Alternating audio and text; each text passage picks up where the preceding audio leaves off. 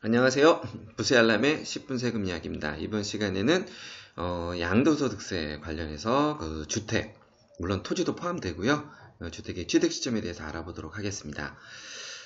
이 취득 시점은 제가 이제 세금 관련해서 뭐 계속 다루겠지만 좀 중요한 부분이기 때문에 먼저 한번 개념을 좀 잡고 가겠습니다.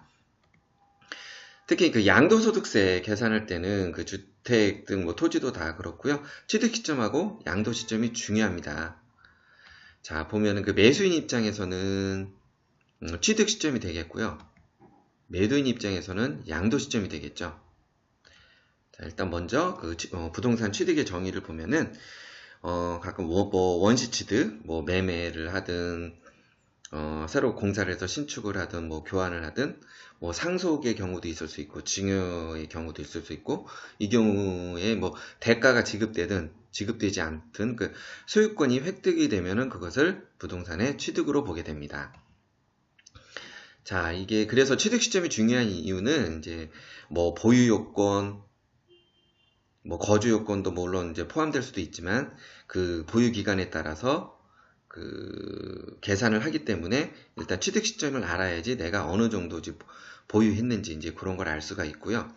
그리고 또 이제 세율 적용이라는 건 뭐냐면은 뭐 1년 미만, 취득 후 1년 미만, 뭐 1년 이상, 뭐 2년 이상, 2년 미만, 뭐 이렇게 기간에 따라서 또 세율 적용이 틀려집니다. 특히 분양권 같은 경우도 그렇고요. 이게 장기보유 특별공제 같은 경우도 일단 그 장기보유 특별공제는 그 3년 이상 보유기간 이후부터 공제 혜택을 주게 되는데 물론 이럴 때도 내가 취득 시점이 언제냐에 따라서 좀 달라질 수 있겠죠. 자, 그럼 일반 주택의 취득 시점에 대해서 한번 알아보도록 하겠습니다. 자, 일반 주택은 보통 부동산을 뭐 매매할 때는 그 계약서를 쓰게 되죠. 그때 계약서 쓸 때 일단 뭐 계약금도 넣지만은 이게 거기다 이제 언제까지 잔금을 주겠다 이렇게 넣게 되죠. 예. 그리고 원칙입니다. 원칙적으로는 계약서상 잔금 지급일이 그 주택의 취득 시점이 됩니다. 그런데 이렇게 계약서상 잔금 지급일을 이렇게 기입을 했지만 실제적으로 잔금을 먼저 줄 수도 있고 상황에 따라서 나중에 줄 수도 있습니다. 그럴 때는 실제 잔금 지급일이 주택의 취득 시점이 되고요.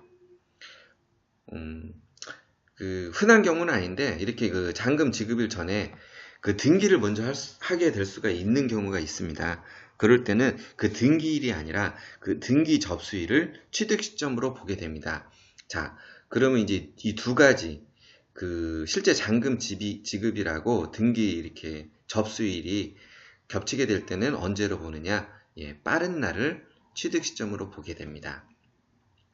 이 취득 시점은 지금 뭐 양도소득세 중요하지만 나중에 그 재산세, 종합부동산세, 예, 그 내용에서도 별도로 다루겠지만 이때 그 6월 1일 기준으로 이렇게 과세가 되게 되는데 언제 취득하냐에 따라서 내가 보유세를 부담하느냐, 매수한 사람이 보유세를 부담하느냐 이렇게 좀 틀려지게 됩니다.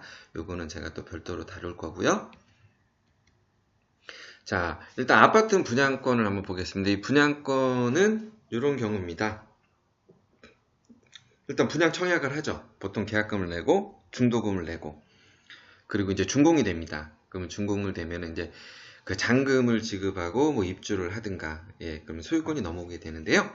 이때 취득 시점이 언제인지 보면은 살펴보면 일단 준공은 이제 잔금 청산일을 분양 아파트 같은 경우는 원칙은 잔금 청산일은 그 주택의 그 취득 시점으로 보게 되고요. 그 잔금 청산 전에 만약에 소유권 이전 등기를 하게 됐다. 그러면 소유권 이전 등기 접수일이 주택의 취득 시점이 되게 됩니다. 자, 이 내용은 뭐냐면은 보통 준공되고 이렇게 잔금 치르고 보통 입주를 하게 되는데 흔한 경우는 아니지만은 가끔 이런 경우가 나올 수 있습니다. 일단 실제적으로 더 완공은 됐는데 준공일이 늦어질 수가 있거든요. 그런데 그때 당시에 준공일이 늦어질 때 일단 뭐 잔금을 지급하고 또 입주를 준공 전에도 입주를 할 수 있는 하는 경우가 나오게 됩니다. 이럴 경우에는 언제 취득 시점을 보냐? 그 사용 승인일 아파트가 이제 완성되고 사용 승인일이나 사용검사 필증 교부일 이걸 임시 사용 승인일이라고 하는데 이날하고 실제 입주일 실제 입주일 중 빠른 날이 주택의 취득 시점이 됩니다. 그 준공이 그 이후에 떨어지더라도 이때 입주하고 있었다, 잔금을 치르고 입주하고 있었다, 그러면 이때가 취득 시점으로 되게 됩니다. 이 내용을 다루는 이유는 제가 이제 이거는 이 사안을 별도로 다룰 건데요. 실제 이런 경우들이 있습니다. 그래서 나중에 양도세 계산할 때 좀 중요하기 때문에 이 내용은 또 별도로 다루겠습니다. 그리고 이제 조합원 입주권, 이 내용도 이제 별도로 다룰 건데요. 조합원 입주권 같은 경우는 뭐 대체주택, 뭐 비과세 요건도 있고, 그러면 이제 관리처분 전에 뭐 주택을 취득하느냐, 뭐 조합원 입주권 상태로 취득하느냐에 따라서 또 여러 개 세금 부분이 그 보유 기간에 따라서 좀 틀려지게 됩니다. 그 취득 시점하고.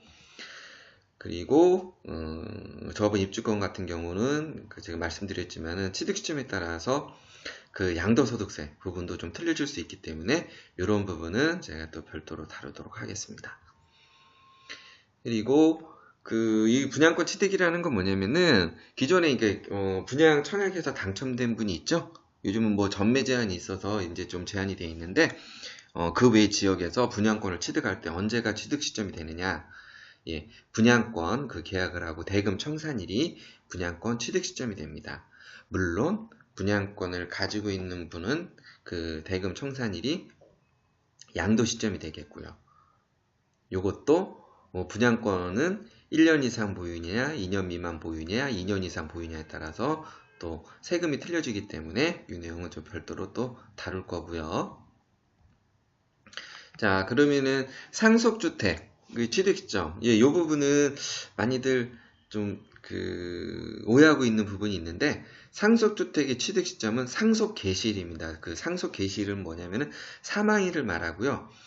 보통 상속 등기가 늦어질 수가 있습니다. 여러 가지 문제로 좀 늦어질 수가 있는데, 비록 상속 등기가 늦어지더라도 실제 상속주택의 취득 시점은 상속 개시일이 되게 됩니다. 또한 제가 그 상속 관련해서 좀 다루겠지만은 상속 등기는 늦게 하더라도 별도의 뭐 가산세 이런 거 붙는 건 없습니다. 단 상속 등기가 이루어져야지 또 뭐 매매라든가 이런 게 또 가능하고요. 단 그러나 이게 취득세는 기한 내에 좀 납부는 하셔야 됩니다. 안 그러면 취득세를 납부하지 않게 되면 또 가산세가 좀 나올 수도 있는 부분이 있거든요. 요거는 그 상속 관련해서 할 때 함께 다루고요. 그리고 증여주택의 취득 시점은 뭐냐? 보통 그 주택을 증여할 경우에는 보통 증여 계약서를 먼저 쓰게 되고요. 예, 그리고 이제 소유권을 넘기기 위해서는 이제 그 등기 접수를 해야겠죠. 예, 그럴 때는 증여등기 접수일이 증여주택의 취득 시점이 되게 됩니다. 그리고 또 경매 등을 통해서 주택을 취득하게 되죠. 이때 취득 시점은 그 경매대금, 그 완납일을 취득 시점으로 보게 됩니다. 예, 부동산 그리고 세금 이야기 함께 알아가는 채널 부세 알람의 10분 세금 이야기입니다. 예, 도움이 되셨다면 구독과 추천, 좋아요 눌러주시면은 제가 계속해서 좀 도움되는 정보들 계속 좀 알려드리도록 하겠습니다. 예, 수고하셨습니다. 감사합니다.